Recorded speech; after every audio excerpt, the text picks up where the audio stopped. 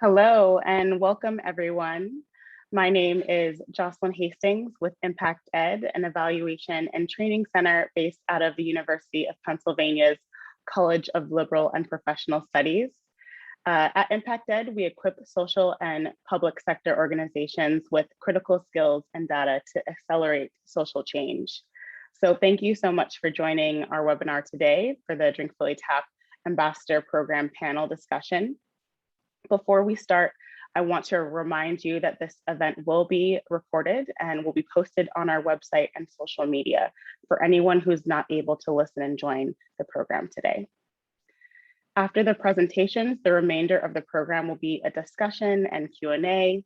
We want to hear your questions, so please send them to us via the Q&A icon on your screen. Please don't type the questions into the actual chat. So we'll get to as many questions as we can. For our opening remarks, I'd like to introduce Nathan Boone, Senior Program Officer for the William Penn Foundation, Howard Newcraig, Executive Director of the Water Center at Penn, and Glenn Abrams, Deputy Commissioner for Communications and Engagement at the Philadelphia Water Department. The Drink Philly Tap has made possible because of generous funding from William Penn Foundation and the support from from the Philadelphia Water Department and from the Water Center at Penn. So first, we'd love to hear from you, Nathan. Thanks, Jocelyn. Happy to be with this group of panelists and in this audience today.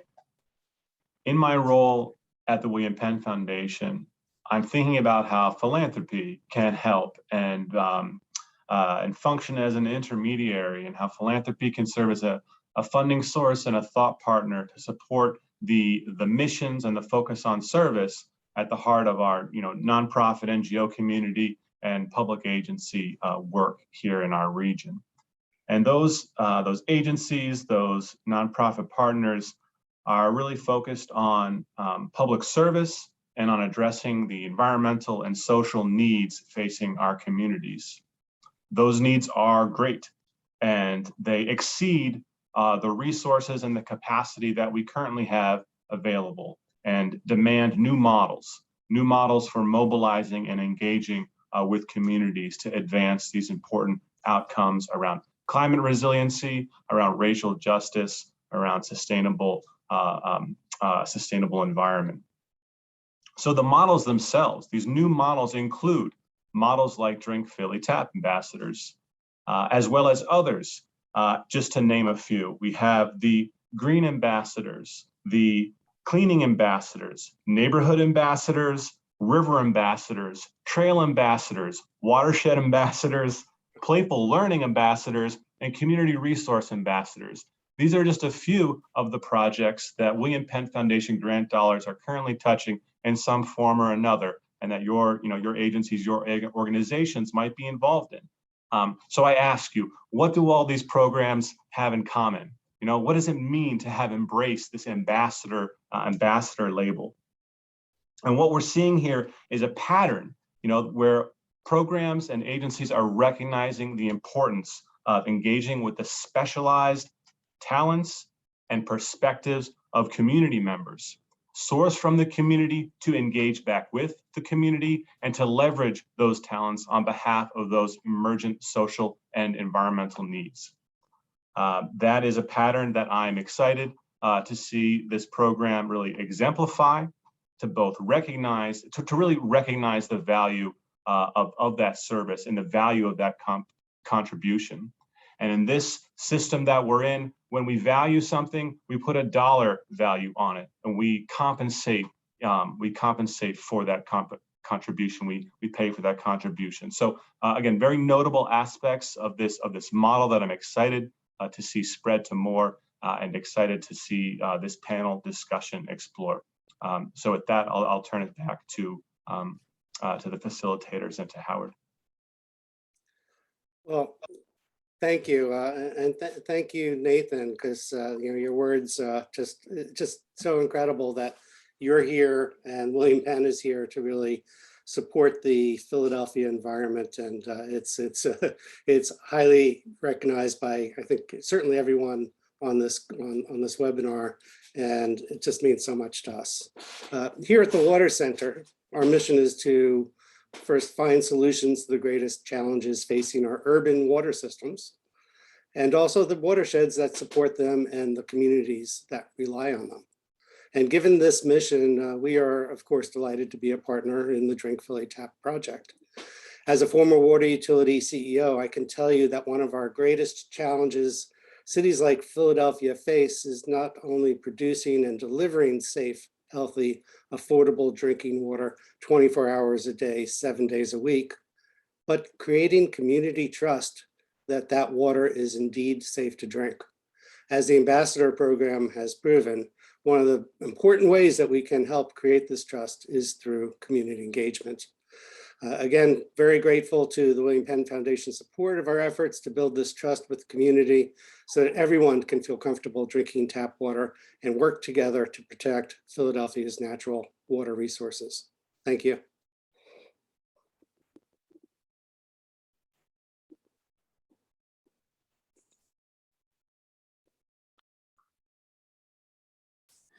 Great, and I'll jump in. Thanks, Howard and Nathan. So again, my name's Glenn Abrams, and I'm Deputy Commissioner of Communications and Engagement at the Philadelphia Water Department. In addition to providing safe, clean drinking water to Philadelphians, PWD is committed to being customer-focused, delivering our services in a fair, equitable, and cost-effective manner. We are also very committed to public involvement. After learning that 40% of our customers drink bottled water at home, PWD became even more motivated to educate our customers regarding the safety, reliability, and convenience of tap water. One of the many ways we promote tap water is through the Drink Philly Tap partnership, which started in 2019. The Drink Philly Tap Ambassador Program was one of the most successful methods for connecting with Philadelphians. We know we wouldn't have reached as many customers without the involvement of the ambassadors. I'd like to recognize the ambassadors for promoting positive messages about drinking tap water within their own communities. At a moment when the public feels particularly hesitant to trust government, PWD realizes our paramount responsibility to educate our residents while emphasizing transparency and inclusivity. Thank you for joining us as we work to improve the welfare of our environment, economy, and residents through the consumption of Philadelphia tap water. Thank you. Thank you so much, Nathan. Thank you, Howard, and thank you, Glenn. We really appreciate your support and promotion of this work. Now I'd like to introduce some of the lead members of our team who'll talk about the development of the Drink Philly Tap program and what made it successful. So we'll hear from Tiffany Ledesma, the Public Engagement Team Manager for the Philadelphia Water Department. Also her colleague, Haley Stern, Outreach Specialist and City Planner for the Philadelphia Water Department, as well as Nora Reynolds, Interim Director for Research and Evaluation at Impact Ed at the University of Pennsylvania, Eliana Dominguez Franco, Director of Sustainable Community Initiative at Asociación Puertorriqueños en Marcha, and as well as Michael Wilcox, who is an ambassador for the Drink Philly Tap project. Thank you so much, Jocelyn, for the introductions. And I'm going to go into the details about how we got here today. So in 2016, PWD began an annual customer survey, and we worked very closely with Impact Ed.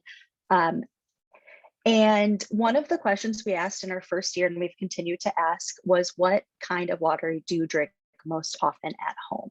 And year after year, we saw really compelling data. Approximately 40% of Philadelphians drink bottled water most often at home. So you can see here, these are year after year, our research into this question, what kind of water are Philadelphians drinking at home?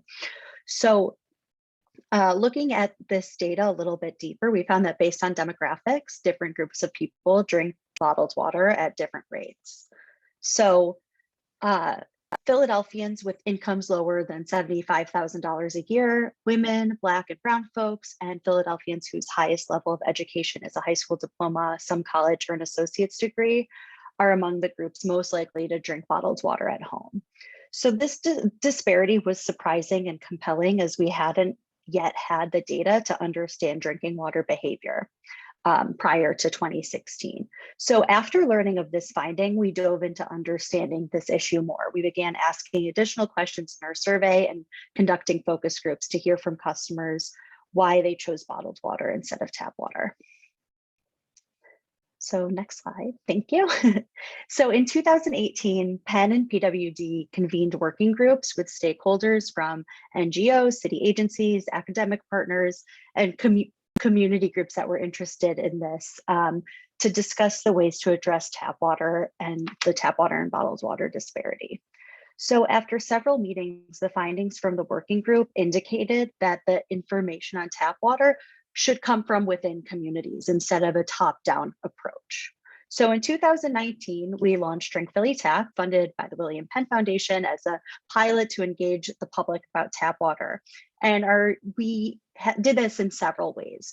So in 2019, the Drink Philly Tap project had several components, including developing a campaign and communications materials based on public input and research, and further analysis into behavior.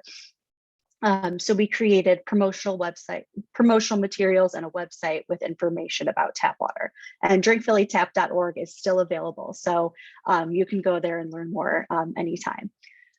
We conducted a widespread public engagement campaign centered on a pledge to choose tap water over bottled water, and that had over 10,000 people signing the pledge. We had an effort to engage organizations that are strategic influencers in the city, such as employers, professional organizations, and city leaders. We met with them, talked about tap water, and provided information so they can disseminate information about tap water to their employees and members. And why we're here today, the ambassador program. So before I pass it to Tiffany, I just want to acknowledge the breadth of work that went into Drink Philly Tap.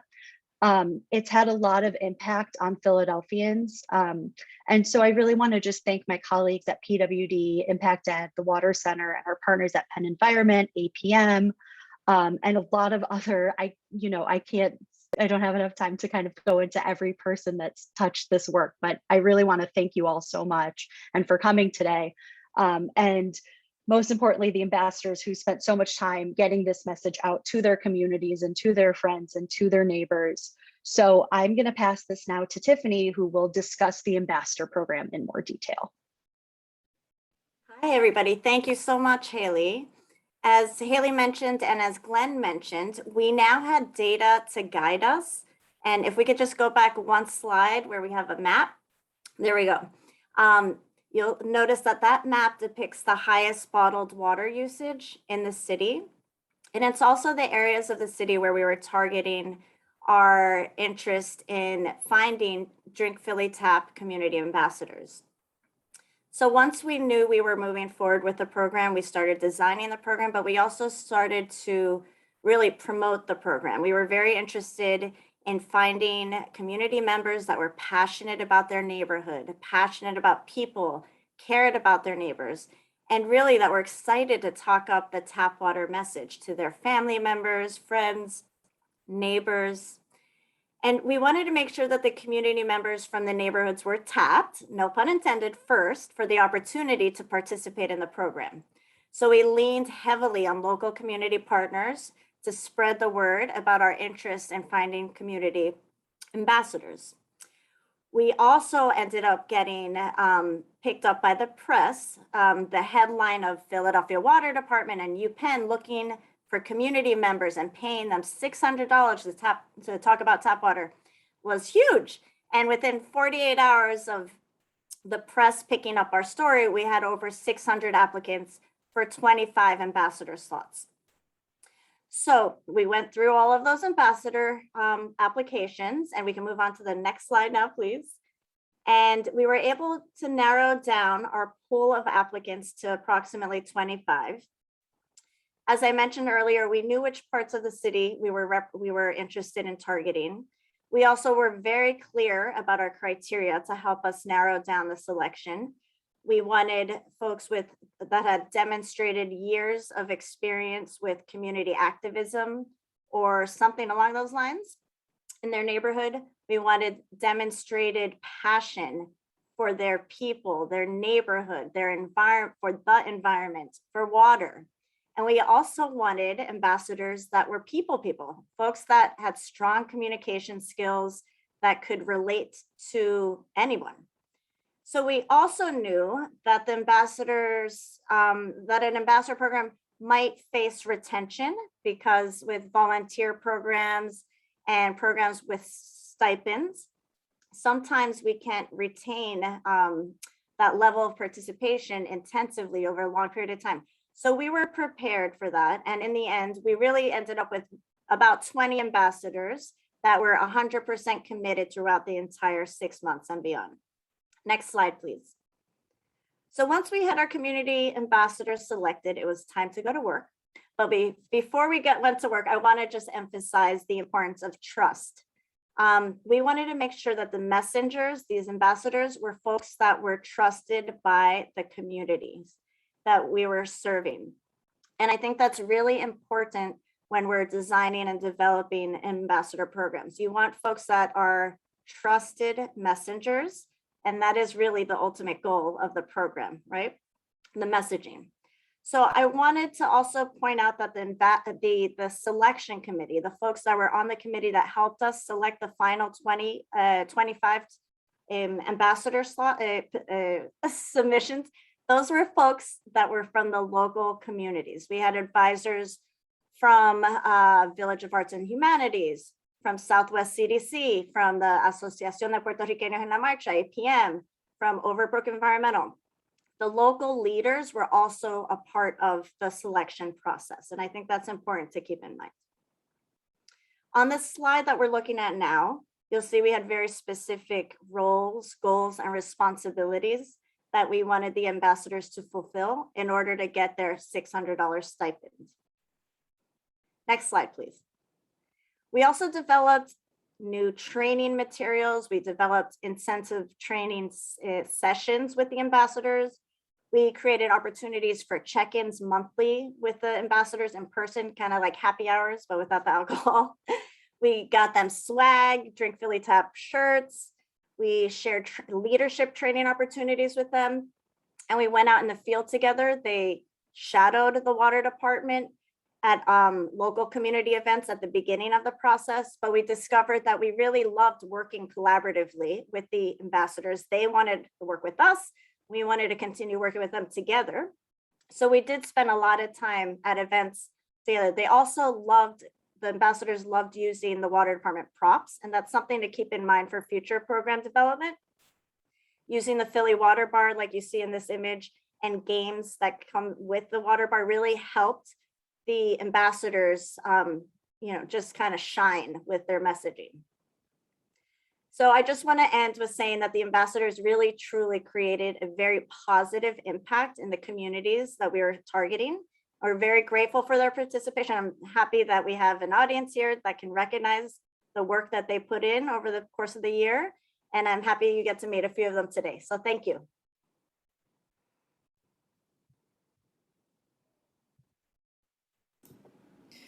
Thank you, Haley and Tiffany, for getting us situated and sharing some background about the Drink Philly Tap Ambassador Program.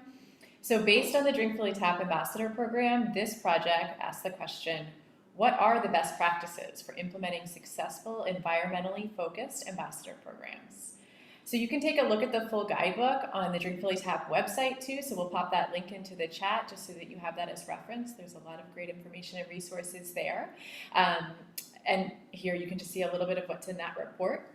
But what is an ambassador program? So next slide.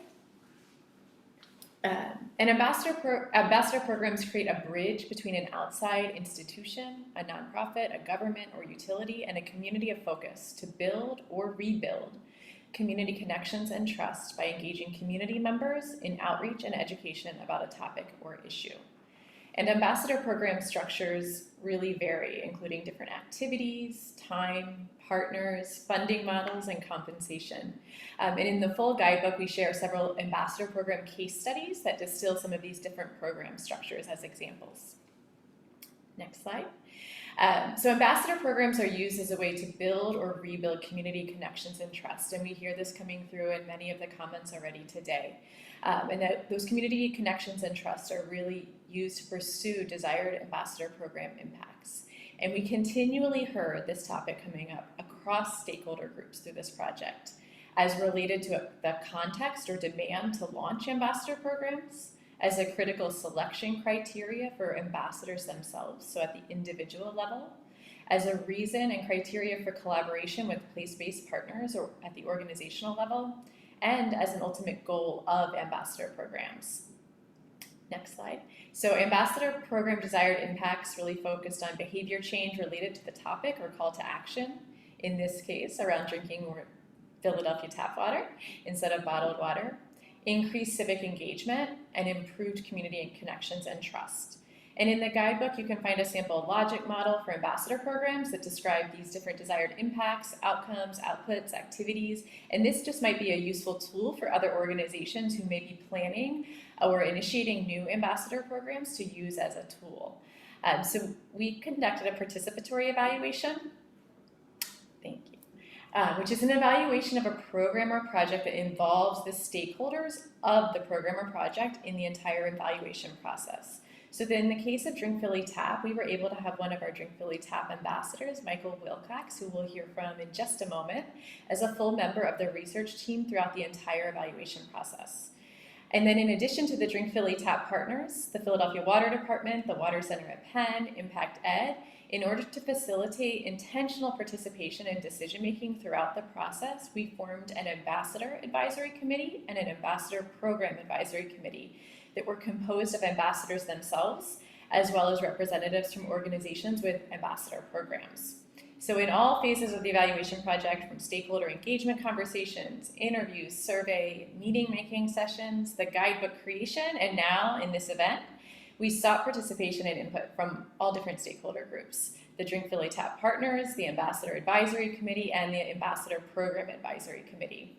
So we now have the opportunity to hear directly from representatives from both the Ambassador Program Advisory Committee and the Ambassador Advisory Committee about what we learned through this process.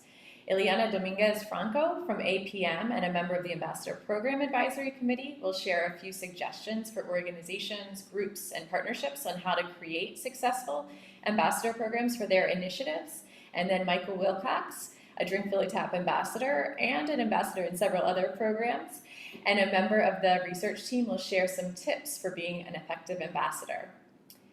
So I will pass over to Ileana. Hi, everyone. Thank you so much for having me here today. My name is Ileana. I am the program manager for APM's Community Economic Development Department. I am also the manager of the Community Connectors, APM's ambassador program.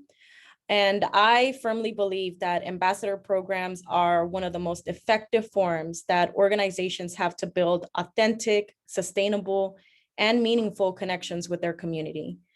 So some of the things that I'll talk about today as like suggestions, the first one is intentional involvement of ambassadors.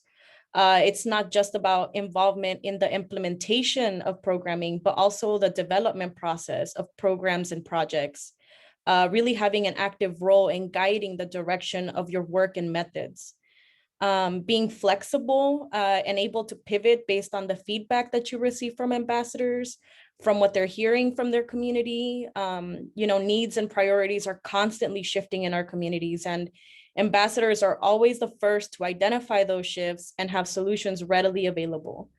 And lastly, being mindful of identifying leadership and career development opportunities with ambassadors that really enable them to pursue more sustainable and permanent opportunities in your fields, as well as long-term planning for the programs in terms of funding and program scope. So yeah, just a couple of things to keep in mind. Again, thank you so much for joining us today. I am now going to turn it over to Michael to hear more about his experience. Thank you. Thank you, Ileana. Good afternoon, everyone. I'm Michael Wilcox, and as mentioned, I was a Drink Philly Tap ambassador and a member of the research team for this project. As an ambassador, I was able to share the Drink Philly Tap message with my community and to have some real conversations about the issues from different perspectives. The guidebook points to the need to have ambassadors who are known and who will be well received as a point of information for the community. What makes an effective ambassador, as you will find discussed within the guidebook, is to understand why you want to be an ambassador and to have a willingness to learn and to have a passion, as was mentioned earlier, for an issue. My personal passion is around litter and plastic bottles in particular. And I was able to have some great conversations around reducing litter in our streets and our parks. Drawing a connection between the tap water message, refillable water bottles, and saving money kind of helped fuel those conversations. And it kind of made us an easier engagement with the community, which is part of all the tools that we kind of want to bring along with our ambassador toolbox. So those are some of the ways that ambassadors can help to reach the community. So next, we want to share a short video from 3 of our other ambassadors, and you'll get a sense of their experiences.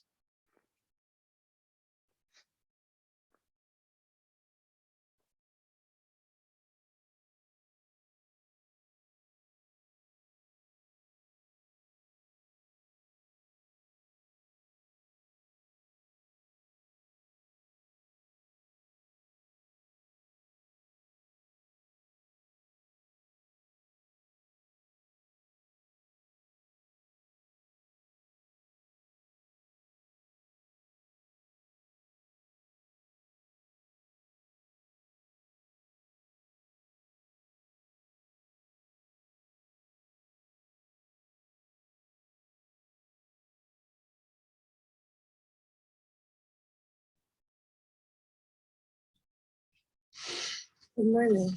My name is Monica Davis, and I am a retired educator in the city of Philadelphia. I'm also a community organizer, being a block captain and a committee person. I found it important to become a Drink Philly tap water ambassador because it gave me the opportunity to inform my community about the importance of drinking Philly tap water, including the benefits being economical and also health-wise.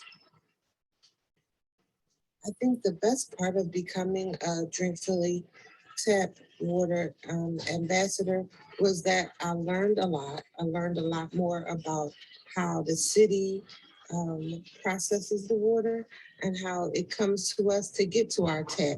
And the misconceptions were dispelled for me to change into drinking Philly tap water. When I was a Boy Scout leader, we always used to teach them to leave no trace. And what a better way to do that than to drink Philly tap water. When I was an ambassador, I was able to get out into the community. There were so many people that had questions that also wanted to do something different. They wanted to drink Philly tap water, but they had a lot of misconceptions. And being in the community, I was able to teach them different things about tap water that helped change their mind.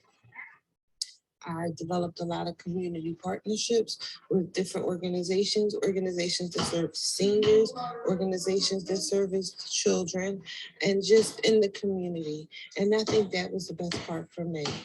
Thank you. Hi, my name is Leon Sanford. I work at APM. I'm from Philadelphia, Pennsylvania. And one of the reasons I became a tap water ambassador is to increase my knowledge about water safety and the quality of water that's in the city. And one of the best parts about being an ambassador is that I got to make so many great connections around the city, meet different people, and also share knowledge with them about what I know about water in the city as well. Hello, Luz Crespo, and I am with APM Eastern North in Philadelphia, Pennsylvania. And the Drink Tap Philly program was very important to me because it was a concern that was already affecting me. And when the team helped with written information that fully explained the water department system and the tools they gave us and the personal follow-up were very good for me. Thank you.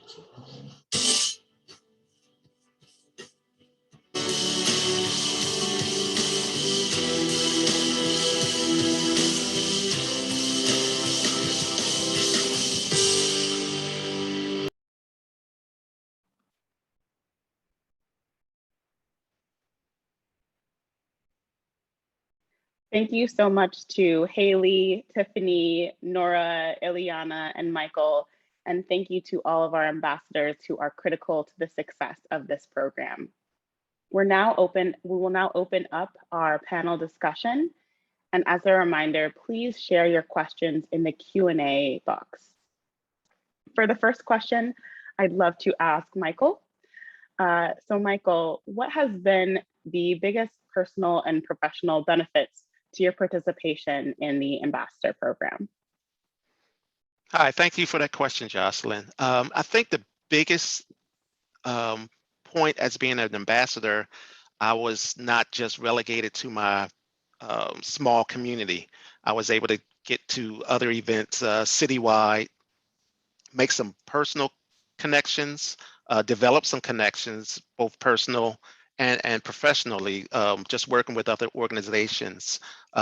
As we brought the Drink Philly Tap message, tabling at other events, I was able to engage both the organizations that put on the event as well as participants that came to the event.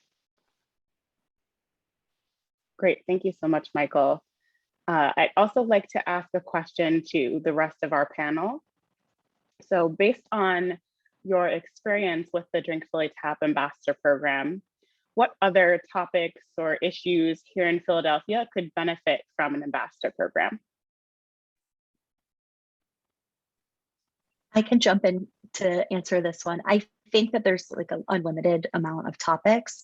One thing I'd like to see is engaging more with kids and teenagers. I think that they have a lot to bring to the table when it comes to talking to their peers, their parents, their families, and get them excited about a topic and really motivate our youth. So that's what I think would be great. And I would love to keep working on this and, bring in high school kids and, those kinds of youth in Philadelphia. I think it would be great to include them more in this kind of work. Thank you, Haley.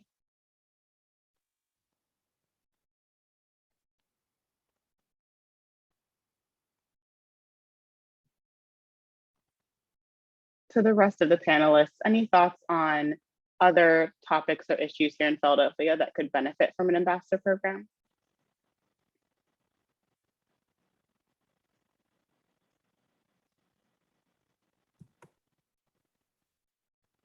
Well, there's already quite a few in the city that I think are also models, like the Tree Philly folks. The plan for tree plantings in the city to grow that has been really tremendous as well. I think that's a good model.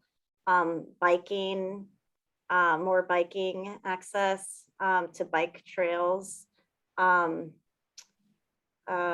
would say like anything that's already got a big investment behind it, where we know it's healthy and supports the city's mission for driving community, sustainability, affordability. I think any of those pillars, if they're supported by an investment citywide, we're going to need to rely on community members to help us advance those missions. So ambassadors are the best way to do that as far as I'm concerned. So I think it's a good model that applies to a variety of topics. And for my next question, how can you guarantee that Philly tap water is healthy for the community?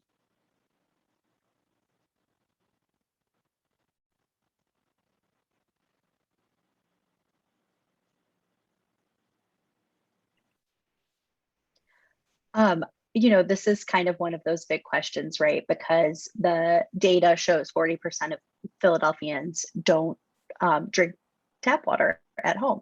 They drink bottled water. So, we looked into the research and why people choose this, and there's a lot out there. We found that safety was a big concern for folks, in addition to convenience and, just relying on bottled water their whole lives. So I think providing correct information and listening to, people that you trust is really important. The water department does offer testing at home, so we can always provide that if you call our 685-6300 number. And it's about, changing the status quo with bottled water. I mean, we are up against millions and millions of dollars in marketing from Nestle and other, huge corporations. And we know that tap water is safe. It's tested, it's regulated, and we work extremely hard every day at the water department to ensure that. But you can get your home pipes checked, you can get your water tested. If you choose to use a filter, that's something that is, as long as you're using it properly, that's something that can also give a consumer some confidence. So there's a lot you can do to ensure the safety of your tap water. And when we work with ambassadors, we provide them with the same information that me as like a PWD outreach specialist gets. So we're all kind of getting the same information. And when you talk to a trained ambassador, they're able to provide with that same information to their friends and family that have that exact question. Great, thank you so much, Haley, for that information. And you also can find some information on the Drink Philly Tap website, so that could be a great place to go to then find more information, maybe on PWD's site or other places. So that's a great central location to find some more information too. My next question, have you incorporated the recent Consumer Reports article on the quality of bottled water in your training and information?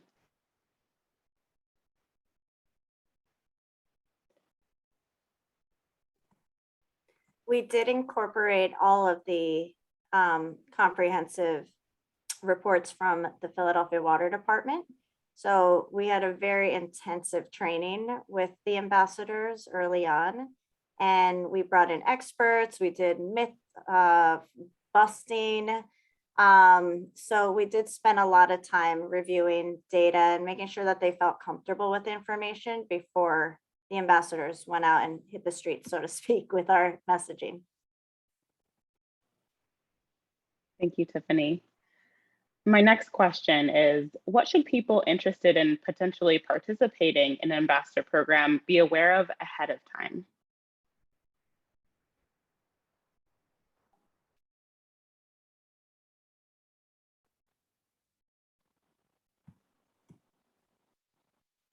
I would say, as someone who is helping to design the program, the folks on the admin side really have to be invested in the program as well, just as much as the ambassadors, because you don't want to leave the ambassadors out into the community alone without having a connection to the scientists and the engineers and the support that they may need to help them do their job. So I think it's important that when you're developing a program like this, that you're really thinking about how you're going to invest in the program internally, because you're definitely going to want to support your ambassadors and be available to them when they need you.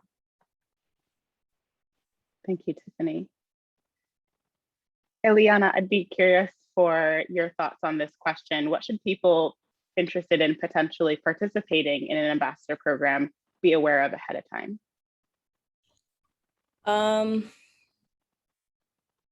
mean, I think we should have guidelines for all of it, right? Very clearly written out, very already set timelines, just being really honest, again, from the program side about what does the program entail, knowing that it's a very like people-facing kind of job, it's really the kind of job, if you love to interact with people, if you love to give that time to people and take a moment, yeah, I mean, I think it's great.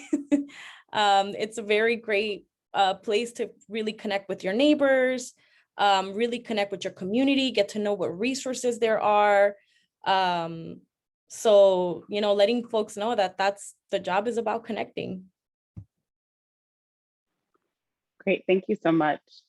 For my next question, will the ambassador program continue? And how do you plan to keep momentum of tap water education now that the program has ended?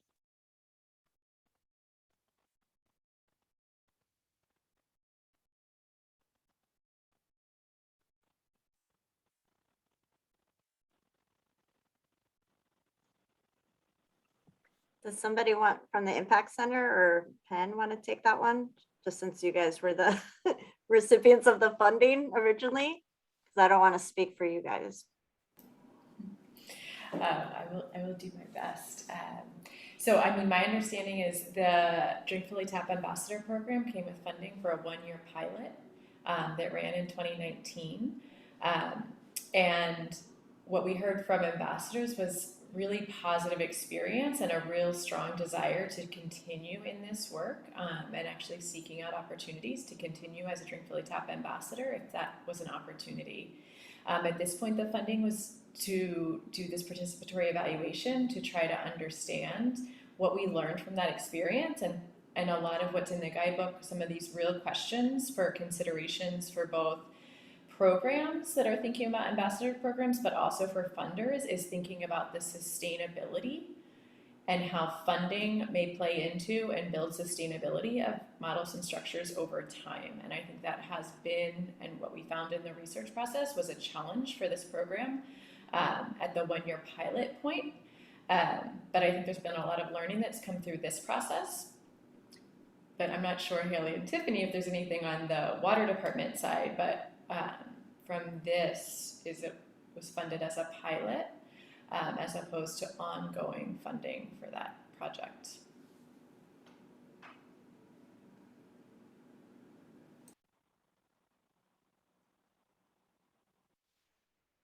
Thank you so much, Nora. Tiffany, did you have any comments on that? I was just going to respond to Nora because of her reference to the water department. I would say that, you know, I think the water department would want to continue partnering with organizations, nonprofits that can lead this sort of programming. I think it's important that the recipient of the funds and the administrator of the funds remains a third party outside of the water department to give the whole program and messaging even more credibility. I think that's important from the eyes of the community members. So I think the water department would, of course, would want to continue the work, but I think it always should be considered in partnership with a nonprofit, third party, academics, you know, that sort of thing. Great, thank you. I was just going to. You want to elaborate? Piggyback just slightly, because Tiffany, thank you. That's a really interesting point, and I think something that we heard through the research process as well is thinking about almost branding of the campaign and ambassador program, and thinking very intentionally about that through the process to ensure that it can be kind of a third party, so to speak, but more that it's a partnership amongst actors working together with a goal that's bigger really than any one of them individually. So thinking about the importance of kind of the face of the campaign or ambassador program as a really important consideration in the planning and structure. So thank you for kind of highlighting that as well in that response. I have somewhat of a two-part question next. So my question is, how have ambassadors been able to work with residents who show a strong opposition? And then also, how do you allow the data to be accessible in terms of language and understanding?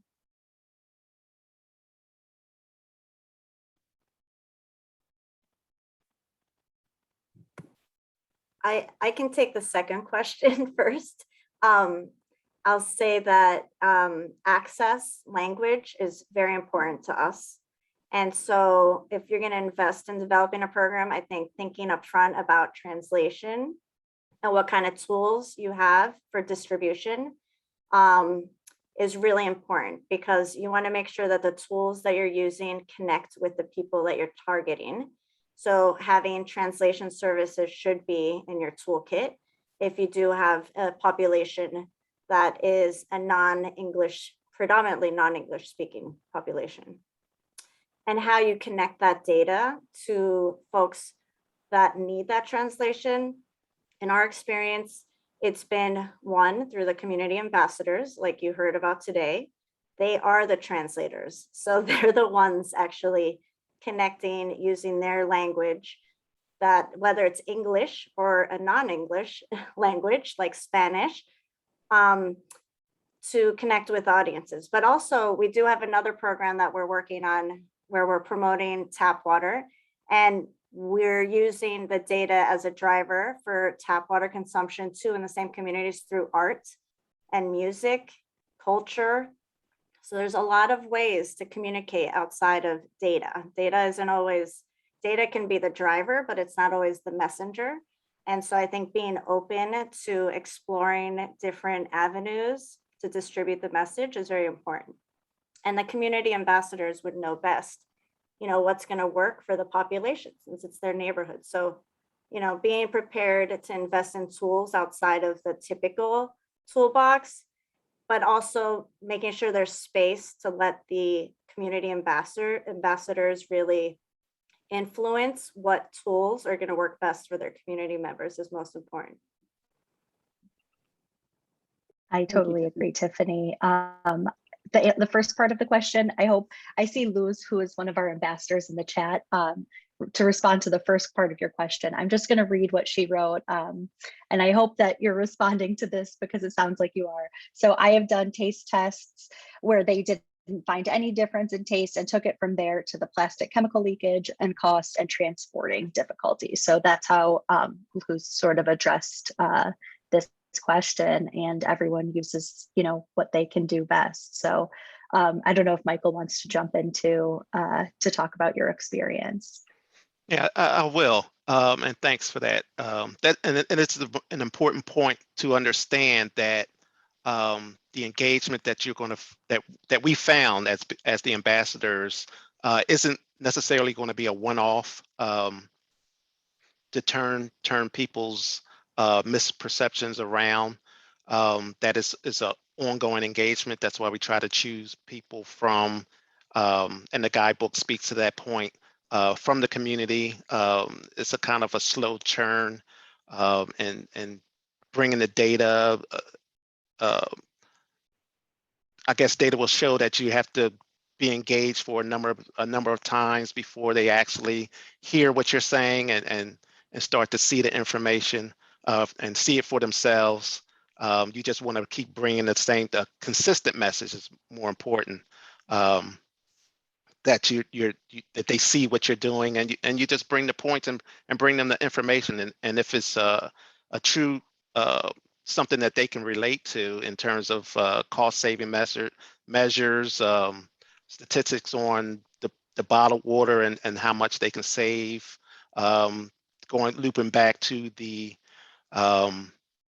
pledge that we were asked folks to take, is just to kind of have a reduction when they're home drinking water as opposed to the tap water, and measures that they can do around that. So that's the biggest challenge, is just try to keep the message to be consistent and just a tried and true continual conversations around the issue. Thank you, Haley. Thank you, Michael. Ileana, I think I saw you unmute. Did you want to make a comment as well? Yeah, sorry about that. Yeah, I think ambassador programs, depending on what area they're working in, I think they're always facing some kind of opposition. But what we've learned is that those are opportunities to really engage with people, because oftentimes we'll find that they're saying no, but that is connected to another quality of life issue. So I think again, there's always going to be those challenges, but really diving deeper with that resident, with that community member, with that neighbor to see, hey, is this actually about something else? You know, with the water, it was about people telling us, you know, our houses are a lot older than some of the other houses in Philadelphia. So it really was an issue about the pipes.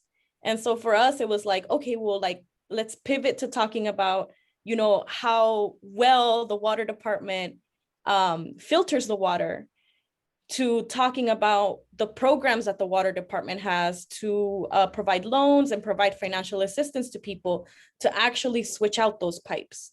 So I think for us, it's always looking for those opportunities of saying this is connected to something else, and something else that oftentimes we can do something about it and help people. Yeah. Thank you so much for sharing that. I have another question. Have any ambassadorships resulted in jobs with the water department or any other leadership roles? Is there a track to connect to jobs?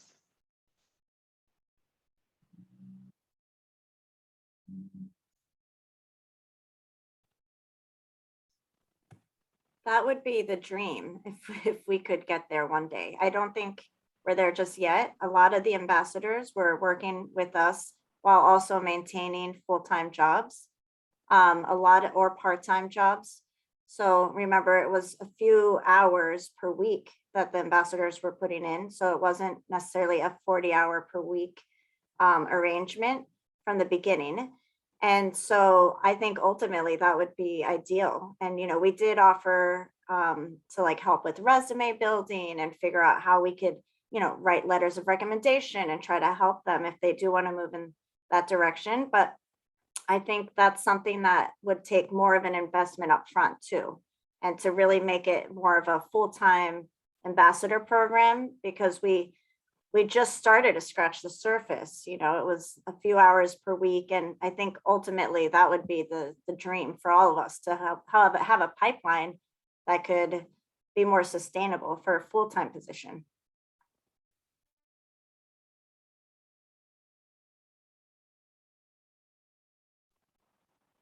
Thank you, Tiffany. Any other comments on that? I just wanted to highlight a few tensions that came up around that were questions that we as a research team were thinking about and kind of digging into. And I think that there's opportunities to dig deeper and try to better understand as we think about ambassador programs more broadly. So when we think about kind of a development or of a diversified workforce pipeline, potentially, when we think about our place as Philadelphia, and thinking about what structures could facilitate those processes, is that often we see, you know, small pockets of, you know, an individual ambassador program that might have 10 ambassadors or 15 ambassadors, and it's a small cohort. So we think about development of a small cohort of individuals that are hopefully developing professional skills that might be related to a specific sector. But when we think about kind of a pipeline for workforce, more broadly for our city or our neighborhoods, it probably requires almost a more network structure between programs, thinking more broadly than individual programs reaching those longer term impacts. So might there be opportunities to think about networks of ambassador programs that are ongoing, leading to more of kind of a pipeline and workforce, as opposed to an expectation that individual ambassador programs themselves can work towards those goals. So we see that at the individual level of individuals within ambassador programs, but an opportunity for a more structured and network approach to development and connections to workforce pipeline. And so that was something that we were trying to better understand, and thinking about how the implications for structure, program structure and funding models, but also for individual ambassador selection criteria. So if the goal is, we know a lot of ambassadors who were really effective in their roles have very deep long-term involvement in already, and they have a ton of experience in community organizing, and they may not be looking to enter a new kind of career. They might be older or things like that, or doing this on the side of an existing job.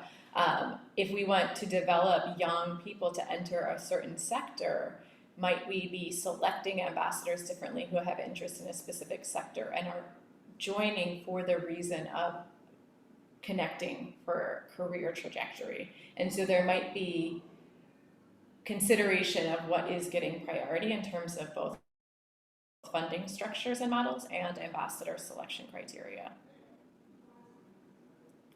Thank you, Nora. I also do want to highlight Michael, who was a member of our 2019 project and who is now serving as a team member in our research team. So we did have an opportunity to re-engage some of our ambassadors in different ways other than within just the ambassador program, but within our research team as well. For my last question, I wanted to ask, what would you say are 3 key considerations you looked for in the selection of ambassadors?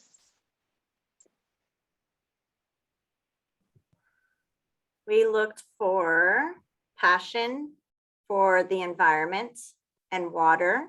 That was really important. We looked for pride in their community, pride in their neighborhood, a love of their people. And thirdly, we looked for a track record of, volunteering in the neighborhood or serving the neighborhood with projects, something tangible that we can point to, so that we had the confidence moving forward. Whether it was, being a pastor at the church, a teacher in the public school, or a retired employer, we wanted to see that there was some public service, volunteering, or some sort of commitment that could get backed up, in addition to passion and love and pride for the neighborhood and people. Thank you, Tiffany. And I'll just mention in the tips for being an effective ambassador, what we heard from ambassadors themselves about identifying whether this role was a good fit for them. Just kind of a few questions for consideration. Are you comfortable approaching people and initiating conversation? Are you excited to learn more about the topic and issue and share what you're learning with your community? Will you be able to build off of your existing connections and network in your community? And how can you apply what you learn as an ambassador back in your own community? So that was what we heard from the Drinkfully Tap ambassadors about kind of ways to evaluate whether this was a good fit for you to be in an ambassador role. Questions for consideration. Yeah, thank you for that addition, Dora. Those are good additions. If I may, I'd love to plug an event that we have next Tuesday. Is that all right, Jocelyn? So Yes, Meg just dropped a link to the event on Tuesday. It's at Cruz Rec Center and in the Ludlow neighborhood of Philadelphia. And we're working on a Drink More Tap campaign also, which unites art and music with messaging about tap water. And we have an artist, Carlos Rosa, who painted a mural on the walls of the Cruz Rec Center depicting local residents drinking tap water. And also we have local musicians, Los Bomberos de la Calle, that are gonna perform a song that they wrote for the community on drinking more tap water. All of that is happening next Tuesday, October 6th, from 4 to, or wait, is it October 5th? October 5th, sorry. From 4 p.m. to 6 p.m. And we'd love for you to come out. And I also have to give a shout out to the ambassadors that I see that are on this call. I'm so excited to see Luz, Cynthia, Victoria, Janine, Jewel. It's so great to see you guys on here. And I hope to see you on Tuesday at Cruz Rec. Thank you.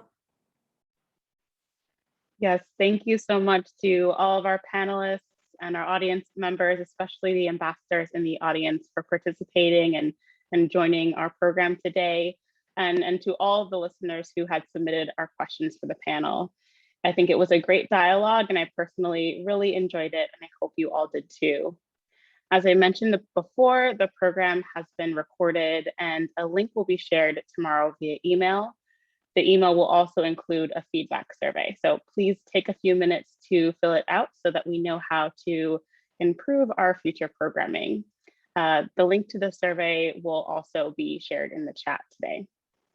So thank you everyone again for this terrific program, and thank you for all of our attendees for joining us.